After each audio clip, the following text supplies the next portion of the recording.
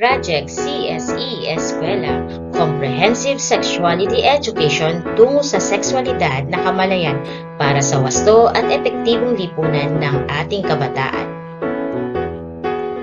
Bawat tao may tanong, ba't siya ganito, ba't ganon? Hayang buksan ang isipan sa konsepto ng kasarian. Tayo na sa CSkwela, CSE ay maunawaan. Buksan ang pag-iisip, bawat tao'y natatangi. Tayo na sa CSkwela, CSE ay pag-aralan. Kasarian sa kamalayan, sa pag-unlad ng lipunan.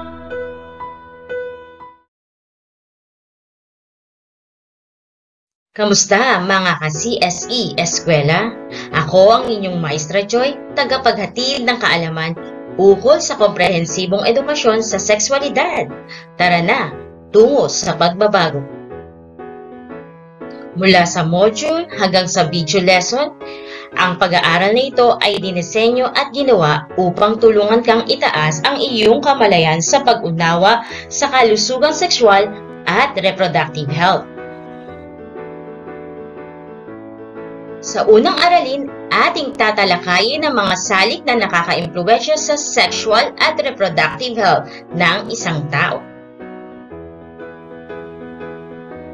Ang mga kabataang tulad mo ay nahaharap sa isang malawak na hanay ng mga hamon, partikular na tungkol sa alalahaning sexual.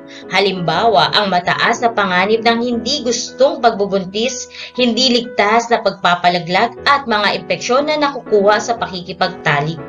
At dahil dito, talagang mahalaga para sa iyo bilang isang mag-aaral, bilang isang nagdadalaga, nagbibinata na magkaroon ng kaalaman at magkaroon ng kamalayan tungkol sa kalusugang sexual at reproductive. Sexual health. Ayon sa World Health Organization, ang sexual na kalusugan ay ang pagsasama-sama ng somatic, emosyonal, intellectual at panlipunang aspeto ng sexual na pagkatao sa mga paraang positibo, nagpapayaman, nagpapahusay ng personalidad, komunikasyon at pagmamahal. Ang reproductive health naman ay isang estado ng kumpleto, pisikal, mental at panlipunang kagalingan at hindi lamang ang kawalan ng sakit sa lahat ng bagay na may kaugnay nito sa reproductive system at sa mga function nito. Sa panahon ng iyong pagdadalaga at pagbibinata, ang mga teenager na tulad mo ay nagsisimula ng makakita ng mga pagbabago sa iyong katawan. Ito rin yung panahon kung saan nagsisimula ka ng makaranas ng sexual na damdam. At kung paano ka tumugon sa mga damdamin na ito ay mahalaga. Kaya kailangan mong turuan ng tungkol sa sexual at reproductive health para maiwasan mo ang paggawa ng mga desisyon na maaaring makasira ng iyong buhay.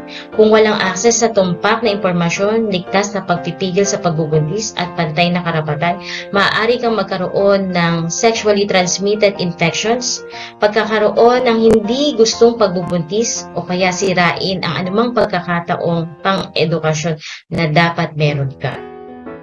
Indikasyon ng mabuting sexual na kalusugan. Una, nakagagawa ng pagpipilian at desisyon sa sariling katawan at kung paano mo ipapahayag ang iyong sexualidad. Tumatanggi at kayang magsabi ng hindi sa pakikipagtalik hanggang sa dumating ang tamang panahon. Kayang protektahan ang iyong sarili mula sa maaga at hindi gustong pagbubuntis at mga sakit na maaaring makuha mula sa hindi ligtas na pakikipagtalik. Na-enjoy ang iyong sexualidad nang hindi nakakaramdam ng hiya, pagkakasala at takot. Bumibisita sa health centers at iba pang social institution kapag may problema. Ang mga salik na nakakaapekto sa reproductive health ay ang mga sumusunod: pamilya, relihiyon, kaibigan, kultura, kalagayang ekonomiko at ang media. Sa ikalawang aralin, ating kilalanin ang mga issue at problemang nauugnay sa kalusugan sexual at reproductive. Nakakalungkot na ang sexual at reproductive health ng isang teenager na tulad mo ay matagal nang napapabayaan sa maraming bansa sa kabila ng tumataas na panganib na dulot nito. Tulad na lang halimbawa ng mga impeksyon na naililipat sa pamamagitan sexual, ang mga STI o sexually transmitted infection ay nakakahawang sakit tulad ng pathogen tulad ng bacteria at virus na kumakalat mula sa isang tao patungo sa isa pa. Ang kadalasan sa pamamagitan ng pakikipagtalik, kabilang ang vaginal, anal, oral sex. Ang ilan pang mga STI ay maaari pang maipasa mula sa ina, sa anak, sa panahon ng pagbubuntis, panganganak, pagpapasuso. Naililipat din ito sa pamamagitan ng pagpapalitan ng likido sa katawan sa panahon ng pakikipagtalik. Ang mga STI ay nalulunasan maliban sa HIV at AIDS. Human Immunodeficiency Virus. Ang HIV ay pumapasok sa katawan at umaatake sa immune system. Sa takdang panahon, mas magiging vulnerable ang katawan sa mga impeksyon at sakit dahil sa mahinang immune system. Ang ilan sa mga unang palatandaan at sintomas ng HIV ay maaaring mga pantal, namamagang lalamunan, lymph nodes, lagnat at pagkapagod. Kung walang wastong pangangalaga at gamot ang isang taong may HIV, siya ay magkakaroon ng AIDS. Ang AIDS o Acquired Immune Deficiency Syndrome ay nakamamatay at nakakahawang sakit. Walang alam na lunas at mabisang gamot na magbabalik ng katatagan at normalidad ng mga function ng katawan. Ito ang huling yugto ng infeksyon ng HIV na nangyayari kapag ang immune system ng katawan ay nasira na ng gusto dahil sa virus. Ang iba pang infeksyon na naililipat sa sexual ay ang mga sumusunod: gonorrhea, chlamydia, trichomoniasis, herpes, syphilis. Ang gonorrhea ay isang karaniwang sexually transmitted infection na dulot ng bakterya na maaaring maipasa sa anumang uri ng pakikipagtalik. Ang chlamydia ay isang karaniwang sexually transmitted infection na dulot ng bakterya. Ang mga taong may chlamydia ay kadalasang walang mga panlabas na simptomas sa unang yugto. Ang paghawak sa ari ng katalik ay maaaring magdala ng bakterya. Maaari rin itong makuha sa pamamagitan ng anal. Trichomoniasis ay isang karaniwang impeksyon na nakukuha sa pakikipagtalik na dulot ng isang parasito. Sa mga kababaihan, ang trichomoniasis ay maaaring magdulot ng mabahong discharge sa ari, pangangati ng ari at masakit na pag-ihi. Ang herpes ay resulta ng infeksyon ng herpes simplex virus, HSV. Nagdudulot rin ito ng mga sugat at paltos sa labi at ari o sa mga paligid nito. Syphilis ay isang bacterial infection na kadalasang kumakalat sa pamamagitan ng pakikipagtalik. Ito ay ang pagkakaroon ng sugat sa ari, sa rectum o bibig, at maaaring mapinsala ang puso, utak at iba pang organs. Teenage pregnancy ay isa ring issue. Ang teenage pregnancy ay isang kaso na nangyayari sa mga babae sa pagitan ng 10 hanggang 19. Sa Pilipinas, noong 2019, may 180,916 na nanganak na may edad na 10 hanggang 11. At sa ilalim ng Executive Order 141 na inilabas noong June 25, 2021, binigyang diin ng dating Pangulong Duterte ang pangangailangang magpatupad ng mga hakbang na tutugon sa ugat ng pagtaas ng bilang ng teenage pregnancy. Ano-ano ba ang dahilan ng teenage pregnancy? Nandiyan ang kakulangan sa impormasyon, access sa health service, social pressure, matinding curiosity, sexual violence, drug abuse, kahirapan, kulang sa support at gabay ng pamilya, maaga at persahang pagpapakasal, at ang kakulangan sa edukasyon.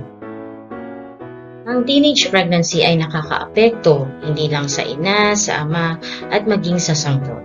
Para sa ina, ito ay nagiging cause ng high blood pressure, anemia, anxiety, depression, hirap sa pagkain at pagtulog. At sa tatay naman, hirap sa pagpapanatili ng pag-aaral niya, hirap sa paghahanap buhay, nagkakaroon din ng anxiety at depression. At para naman sa mga sanggol, nagiging premature sila. O yung mga ipinapanganak bago pa ang 37 weeks ng pagbubuntis ng ina. Tinatawag itong premature dahil hindi pa fully developed ang sanggol. Ang abortion ay ang pamamaraan ng sadyang pagwawakas ng pagbubuntis upang hindi magresulta sa pagsilang ng isang bata. Ito ay nananatiling labag sa batas at hindi ligtas at maaaring mauwi sa pagkakakulong dahil sa posibleng komplikasyon sa kalusugan na mararanasan ng isang babae. Paano nga ba makakaiwas sa mga problema dulot ng sexual at reproductive health? Maging bukas sa inyong pamilya, hingi ng gabay ng inyong mga magulang. Ang paggamit ng contraceptive kapag nakikipagtalik ay dapat isagawa. Kumuha ng mga regular na pagsusuri ng sexually transmitted infection lalo na kung ikaw ay aktibo sa pakikipagtalik. Kumonsulta sa mga medical expert kung meron kayong napansin na mali sa inyong katawan. Magkaroon ng healthy lifestyle. Kumain ng balancing diet, mag-exercise ng regular, iwasan ng paninigarilyo at pag-inom ng alak. Huwag ipagwalang bahala o sayangin ang pagkakataon na magkaroon ng sapat na kaalaman tungkol sa edukasyon sa sex. Nandiyan ang paaralan at maging health center na gagabay sa atin. Sa mga regular na pagsusuri para sa mga issue ng kalusugan tulad ng cervical at breast cancer sa mga kababaihan, prostate cancer para sa mga kalalakihan. Makipag-usap sa iyong kapareha. Sa isang romantikong relasyon, mahalagang ibinabahagi mo ang iyong personal na damdamin at paniniwala sa isa't isa. At kung ikaw naman ay nasa isang mapang-abusong relasyon o isang hindi ligtas na sitwasyon, humingi ka ng tulong. At dito nagtatapos ang ating aralin. Tandaan natin mga ka-CSE Eskwela, ang kalusugan ay kayamanan at sa murang edad, dapat alam mo paano pangangalagaan ang ating sexual and reproductive health. At lagi nating tatandaan, dito sa CSE Eskwela, ang pag-aaral ay mas pinasaya. Hanggang sa muli, paalam! Bawat tao may tanong, ba't siya ganito, ba't ganon? Hayang buksan ang isipan sa konsepto ng kasarian. Tayo na sa Eskwela, CSE ay maunawaan. Buksan ang pag-iisip, bawat tao'y natatangi. Tayo na sa Eskwela, CSE ay pag-aralan. Kasarian sa kamalayan, sa pag-unlad ng lipunan.